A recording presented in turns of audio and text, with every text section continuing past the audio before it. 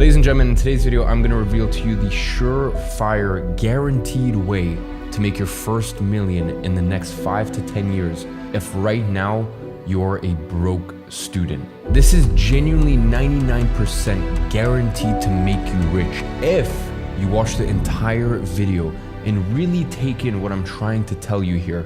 And listen, I'm coming up to my 10th year as an entrepreneur. I have seen everything, and I have over a dozen companies that I personally own or my holding company has equity stakes in. So I've kind of seen it all, and I can tell you for a fact that this is pretty much the most surefire route. But as I said, if you watch this video, if you truly take it in, and if you truly apply what I'm about to tell you. Now listen, times have changed and the world is extremely different to what it was like 100 years ago. That said, some business principles are timeless. Now, 100 years ago, if you wanted to get rich quickly, and by the way, when I say quick, most people think quick means 2 months or 5 months. I'm talking quick in the normal world is, hey, I made the intention that I am gonna go from nothing to something, go from having average income to becoming a millionaire. Quick is 5 to 10 years. It's not 5 to 10 months. Normally 100 years ago, even right now, if you want to become a millionaire, you know, from the point at which you get your degree, it'll take you 20, 30 years. So trust me, when I say 5 to 10 years, that is a good timeline. Now, I say 5 to 10, but it'll probably be a lot quicker for you. But getting back to my point, 100 years ago, the way you would do it is you would either be an employee at a fast growing company and bring so much value to the company that they just can't help themselves but pay you more. Now, obviously you need to continue to make your value known and renegotiate with your company and just say, hey, I know what I'm bringing to the table, so make sure that I'm getting paid adequately. So that's the first route, but that's not really what I want to talk about here today. The second route is you work inside of a fast growing company, a company where you can learn a lot. And you work in that company for 2 years, 3 years, 4 years, 5 years. And then you take everything that you've learned and you go and you start your own business in a similar industry. And from there you add in hard work and you absolutely take off. And you may even bring in 1% the amount of business that the company you used to work for, but that's fine because you have 100% ownership. Now, as I said, 100 years ago, 200 years ago, 300 years ago, this would have been the path.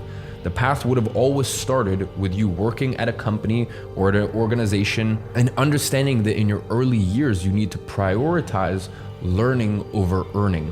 Earning can come a little later, but in your early years, I'm talking specifically here as a student, as a teenager, someone in your early 20s, learning should always be the priority. Now, before I get into the real meat of this video, on the topic of learning, so many of you guys ask very business specific questions or questions that are specific to your situation. And unfortunately on YouTube, I just can't really answer them. So that's why earlier this year, I started an Instagram called Talk with Eman. On there, I try to do Q&As once a week. I'm gonna be honest, sometimes I get busy, so it's not weekly. Sometimes it's 2 or 3 times a month, but I try my best. So I do free Q&As on there. And every once in a while, I will also do a live Q&A and just answer some of your guys' questions live. So you can just type on your phone, Talk with Eman, follow the account, and I will try to answer your question on the next Q&A that I do. But getting back to the main point here. The reason I wanted to talk about 100 years ago is I want to explain really what I'm seeing right now in society and why that is keeping you poor, that's keeping you dumb, and it's keeping you stuck. You see, the issue is in modern society, everyone is in such a rush to become a millionaire. And the reason they're in such a rush is because of the things that they think it will give them. And by the way, I'm specifically speaking to the teenagers and the students here. You've got kids who are 16 who are in such a rush to become a millionaire because I know exactly what they're thinking. They're thinking, hey, once I'm a millionaire, I'm gonna get all the girls, or people are gonna be impressed and I'm gonna be able to buy these things. And I'm gonna talk to you very frankly as someone who made their first $1 million in cash in the bank at the age of 18. I'm going to tell you this right here, right now. When you make money at an early age, and I'm not talking early like 25 or 27, 28, because that's still earlier, or maybe even 23 or 24. I'm talking early as in 18, 21. No one is impressed. They just think you are a lucky kid. I can tell you this because I experienced this. Very few people thought he was a genius. They're like, oh, he got lucky at an early age and he's probably gonna lose all of it. Because honestly, that's what happens 98% of the time. So that's number one. And number two, girls don't want you at that age. Either you have someone like your high school sweetheart who loves you no matter what. So it doesn't matter if you make your first million at 18 or at 28, this girl's in it for the long run. Or if you're trying to pick up new girls, They're more concerned with like the 28-year-olds, the 30-year-olds, the sort of girls that you think money is gonna attract. They don't want a guy who's 18 or 21. So the reason I make that clear is because everyone who's 16, 18, 20 is in such a rush. Let me make my first million. Let me make my first million. And it's so stupid because they would rather make their first million in something that is pretty much just luck. Let me give you an example. They would rather make their first million at 18 or 19 or 20 by some lucky crypto pick. They put $1,000 into one shitcoin and then it turned into $1 million. Let me tell you something, that will ruin your life forever. Because first of all, making a good amount of money at a young age is already a massive challenge. What's even worse is if you got lucky. And let's call it what it is. That is luck. And by the way, I've made a crap ton of money with crypto. But I never thought that was me being a genius. I just knew, hey, there's a small part of my investment portfolio, and cool. In 2 years, I made almost $10 million from crypto, but that wasn't my career. And let me tell you something, if that was my career, I would be very depressed right now, considering everything that's going on in the crypto markets, and if I didn't get out at the right time and all of this stuff. But for me, I was always very chill about it because I planted my seeds. I've been an entrepreneur for 10 years. I have all of these businesses. So I know that I'm going on a little bit of side tangent here, but that's all to say that the best time, truly, I can tell you, the best time in my opinion, to make money is from the age of 25 to 30. Now, I happen to make money a lot younger, but also bear in mind, I started my first entrepreneurial venture when I was 14. So 14, 15, 16, 17, 18, 5 years. It took me 5 years to make my first million. Remember what I told you earlier on? I said 5 to 10 years to make your first million. What happened to me? 5 years. So I'm talking and I'm telling you guys from experience. So going back to my main point, the trajectory, whether it's now or 100 years ago, I believe that if you are young, and when I say young, I mean really below the age of 23, the trajectory has always been very clear. First, you are an apprentice. You are a sponge. You're learning as much as you can. You're absorbing everything. And then you can become the master. Now, let me tell you something. These days, we rarely have apprenticeships. We have internships. And there's a big difference. When you're an intern at a big company, I've even had friends of mine, especially when I was younger, friends of mine that were my age, obviously, for me, by the age of 21, I was making millions and millions of dollars a year. But my friends that I grew up with were looking at internships and they were telling me, oh, what internship do you recommend and this and that?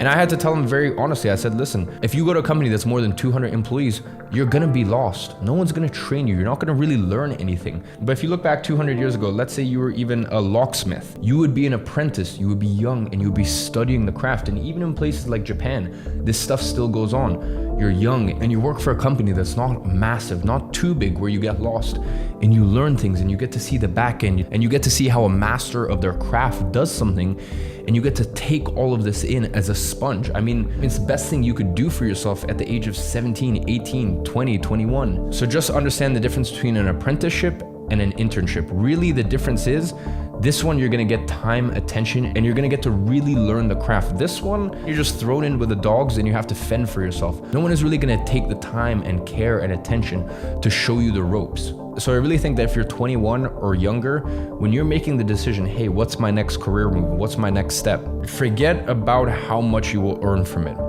I want you instead to evaluate how much are you going to learn from it. I want you to look at the thing that you're gonna learn and go, hey, if I work at this company for 1 or 2 years, what skills will I learn that will make me so much money it's not even funny at the age of 35? Because listen, if you can spend even 2 to 3 years working at the right company and working your way up through the ranks, you should then take that experience and use that to launchpad your own business when the time is right. And listen, it's nothing personal with your old company. You should never breach confidentiality agreements. You should never be disrespectful to your old company. You should never step on toes. If that company made you who you are, but you take that knowledge, you do something different, you offer something different to the market, you offer a different service, a different product, or maybe you even take that information and partner up with someone and go into a totally different industry. But the point is, you take those skills that you have learned and you understand and you realize that this is the most valuable asset that you have, and you use that to launchpad the next phase of your career. I don't think that people, especially young people,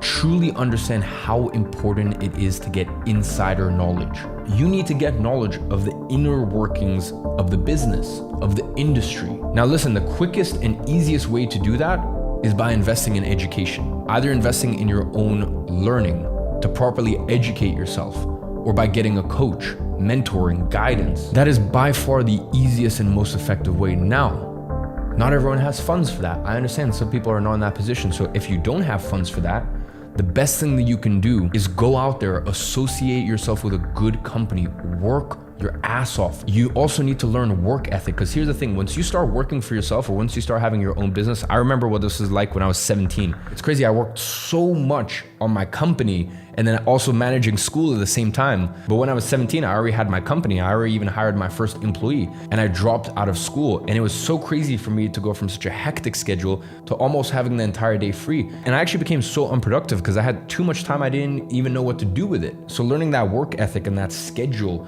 is something that's also going to be extremely valuable for you. So as I said, associate yourself with the right company. And by the way, the right company doesn't mean the biggest company or the company that makes the most money or the company that even has the most prestige, but the company that is willing to invest in you and the company that is willing to give you the best training and that you'll get the closest proximity to whatever it is that you want to learn.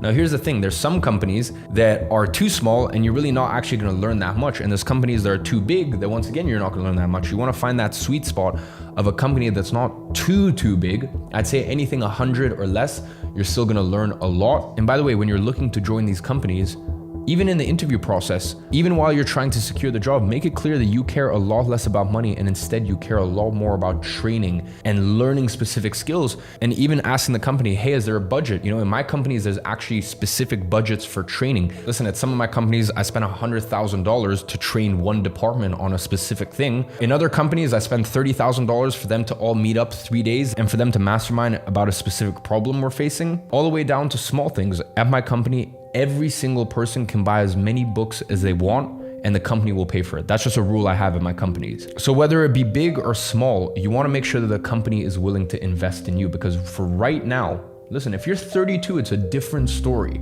It's a very different story. I'm not saying 32, you should drop everything, work for free or work for very little and be an apprentice. No. You have very different priorities at 32. You're in a very different life phase.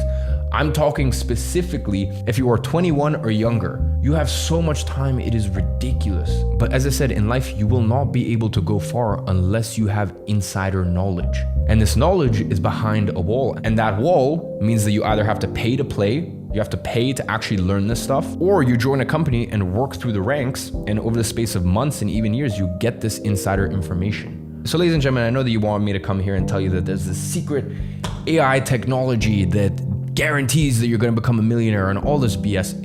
That's not the way it works. Listen, the world has changed. Of course it is. The opportunities have changed. The way that we conduct business, all of these things have changed. But at the end of the day, there's still business principles that are tried and tested and will always remain. And I don't care if it's 100 years ago, I don't care if it's now, or I don't care if it's in 100 years from now. You can never, ever go wrong by being a teenager, being an apprentice, soaking in as much information as you have, getting the insider knowledge in an industry, and then a few years later, when you're ready, use that to launchpad and start your own business, start your own idea, start your own venture. And with that being said, as always, I'm watching you from afar and I'm rooting for you.